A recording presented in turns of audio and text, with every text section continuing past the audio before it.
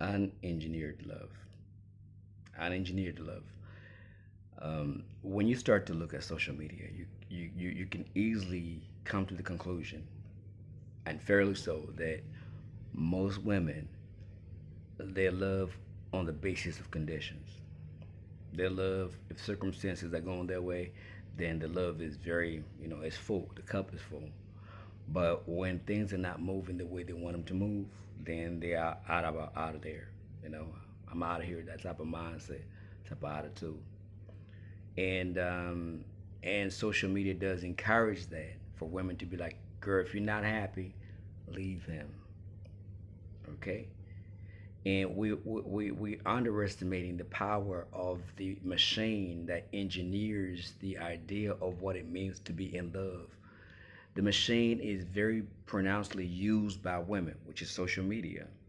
The, but the part I want to talk about today is in my life, I'm 43, I've observed women that with their men who got offered money, but they never left their man.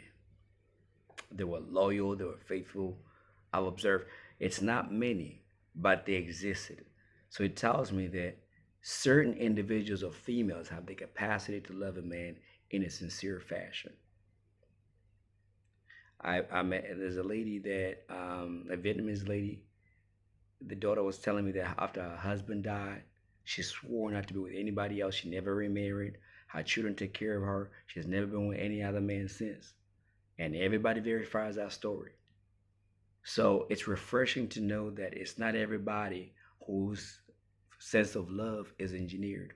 What the powers that be understand is that as long as they offer women the plethora of options, then she's going to dismantle her home with the desire to think that there's better outside. Back in the day in the societies you had, villages were very secluded from the cities and they lived within conditions. Women understood if you leave this man, there ain't nothing else out there for you. And the next village was different to the other one. The next village was different from the other one. It was not easy to just pack up and leave. So societies were structured in the way that women understood that there was consequences to their behavior. Now they've engineered their love to feel like, hey, you could get married, leave him, take his stuff, and you're still gonna be okay. And the majority of women be regretting this thing. They may just be too proud to not express that, but they'll be regretting and say, hey, I shouldn't have left because now I'm a side chick to a man who's got other girls. So the unengineered love I wanted to talk about here is the fact that there are certain women, it's not many, that will hold a man down, will do the whole thing, not from the vow perspective, not from the fact that they took some vows, but for better, for worse, because they have that in them. But the powers that be understand that that can be diluted from a woman, that can be dissolved, that can be eradicated through social media. So she's constantly being bombarded with messaging that says, hey, you don't need him.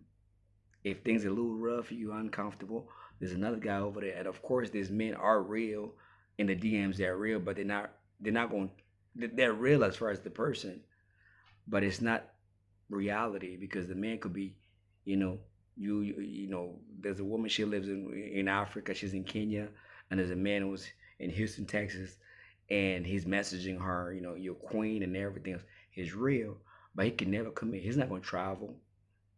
He's not going to marry you like that. So these women are overloaded, their sensories are overloaded with this idea that there's always a next. So it's easy to explode their home. The homes are implode from within because women will bring the drama to try to escape. They feel like they're being alleviated from the burdens of life, not knowing that that's what the system desires. If you have a lot of individuals living by themselves, they're going to spend more money. If families are in family structures, what do you get? You have collective income, right? Reducing bills and authority. But if every individual, man or woman, is living by themselves, they're going to spend more money because you're taxing each individual, each home, each rent, each property. But the part I wanted to highlight is I do know that I'm not saying men should be ultra optimistic about the fact that the that's there, but it is there. You see individuals rarely, they are rare, but they're there, that will hold a man down in sickness and whatever he going through. I've seen it. I have seen it. It's just unfortunate that um, the last two generations has been a lot of selfish women that have been allowed to have a voice, and that was aided by people like Oprah, Ricky Lake, and the Jerry Springer show, just showing like it's okay to just be loose, and women, they got okay with that. There's a lot of bad leaders in the female camp that aid women to believe in the nonsense, and therefore their discomfort means they gotta leave, not knowing that life is about endurance, because there's seasons to it. Sometimes you're gonna go through a hard time with your man, and you gotta get past it, and it still love you. Especially most men love for real.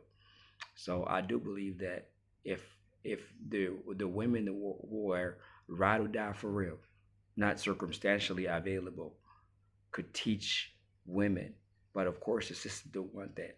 And the bad girls are more attractive because they look like they're the ones who are getting that shine, they're getting that bread from men, manipulative tactics like Sure Seven do.